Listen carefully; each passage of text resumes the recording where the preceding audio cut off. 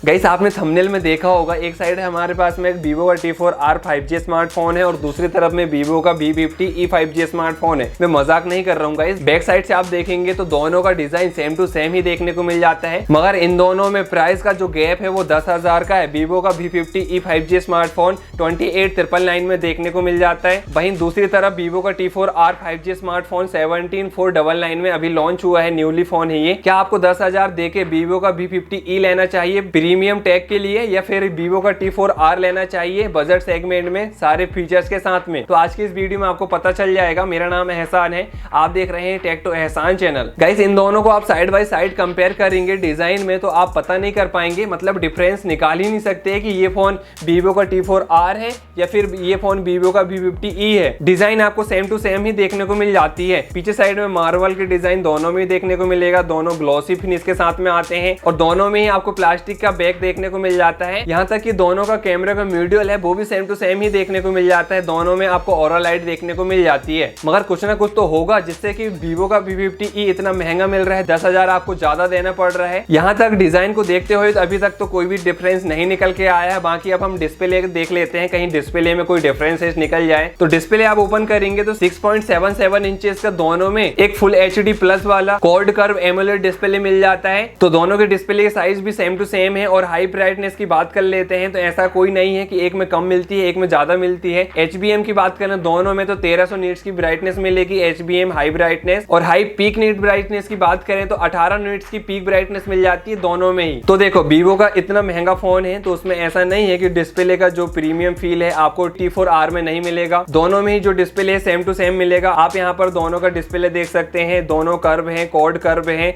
और बेजल्स वगैरह भी दोनों में सेम टू सेम मिल जाती है, साइज भी सेम टू सेम है। तो डिस्प्ले में भी आपको कोई भी डिफरेंसेस नहीं मिला है। अब इसके चिपसेट की बात कर लेते हैं गाइस। तो चिपसेट में आपको डिफरेंसेस मिलेगा डेफिनेटली। इसमें आपको Vivo को T4R में MediaTek Dimensity 7400 मिल जाता है। और ये हंसी की बात है गाइस कि जो Vivo का V50e आता है उसमें आपको MediaTek का Dimensity 7300 मिलता है। जी हाँ गाइस, महंगे फोन में सस्ता प्रोसेसर दिया गया है और सस्ते फोन में महंगा प्रोसेसर दिया गया है। अंत्योदय स्कोर की बात कर लेते हैं दोनों में। तो जो हमारा सस्ता फोन है Vivo का T4R, इसमें कंपनी क्लेम करती है कि 7.5 लाख के अराउंड में इसमें अंत्योदय स्कोर देखने को मिलेंगे, मगर हमारी टेस्टिंग में इसमें 7.3 लाख अंत्योदय स्कोर निकल के आए हैं। इसी तरह Vivo के V50e की बात करें तो Vivo के V50e में आपको 7 लाख के अराउंड में अंत्योदय स्कोर देखने को मिलते हैं। इसका मतलब ये है कि सस्ते फोन में आपको अच्छा परफॉर्मेंस निकल के आने वाला है। और गाइस अब सॉफ्टवेयर एक्सपीरियंस की बात कर लेते हैं। दोनों ही आपको Android 15 के साथ में देखने को मिलेंगे और दोनों का जो सॉफ्टवेयर एक्सपीरियंस है FunTouch OS 15 मिल जाता है। अभी तक मुझे समझ में नहीं आ रहा है कि ये Vivo का V50e 10,000 हमसे काय का ले रहा था इतने दिनों से। मुझे मालूम है कि अब आप Vivo के V50 की और देखने वाले भी नहीं है, आप इस वाले फोन को लेने वाले हो Vivo का T4R को। और गाइस यदि आपको चाहिए Vivo के V सीरीज वाले फोन चाहिए, महंगे फोन चाहिए, प्रीमियम एक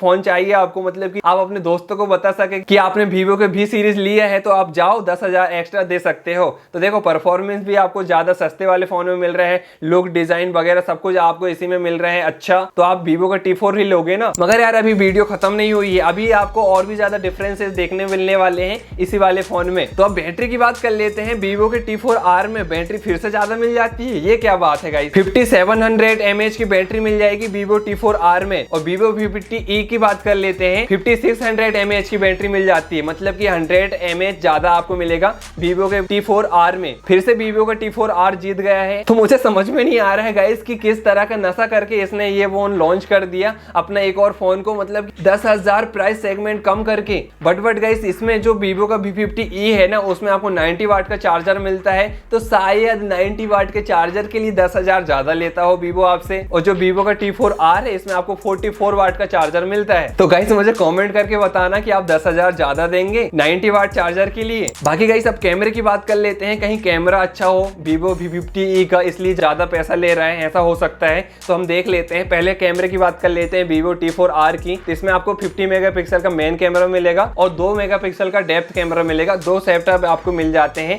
Vivo के T4R में। अब यही बात कर लेते हैं Vivo के V50e की। तो इसमें भी आपको 50 मेगापिक्सल का कैमरा मिलेगा, वही वाला लेंस है। दोनों में आपको सोनी का IMX 880 वाला लेंस मिल जाता है सोनी का। दोनों में आप 4K में वीडियो रिकॉर्डिंग कर सकते हैं 30 fps में। मगर गाइस अल्ट्रा वाइड मिल जाता है Vivo के V50e में 8 मेगापिक्सल का, शायद इसलिए 10,000 महंगा ही है। तो देखो दो डिफरेंसेस हो गए यहाँ पर एक 8 मेगापिक्सल का आपको अल्ट्रा वाइड मिलता है वीवो के V50e में, और दूसरा डिफरेंसेस मैंने आपको बताया था चार्जर जो कि 90 वाट का है। मगर यार मुझे समझ में नहीं आया कि मोटो का जो फोन है वो 10,000 12,000 के फोन में भी अल्ट्रा वाइड डाल देता है 8 मेगापिक्सल का, और वीवो का कोई मजाक नहीं उड़ाएगा। आगे बात कर लेते हैं सेल्फी की। सेल्फी यहाँ पर वीवो के T4R में आपको 32 मेगापिक्सल की मिल जाती है और वीवो के V50e में 50 मेगापिक्सल की मिलती है। तो हाँ गाइस, शायद अब वीवो का V50e आपको अच्छा लगने वाला है क्योंकि 50 मेगापिक्सल यहाँ पर कैमरा दिया गया है। मगर हम सेल्फी और फोटो की बात कर लेते हैं तो शायद आपको डिफरेंसेस यहाँ पर पता चल जाए। तो अब यहाँ पर देखो फोटो दोनों की 50 मेगापिक्सल की, दोनों के मेन कैमरे से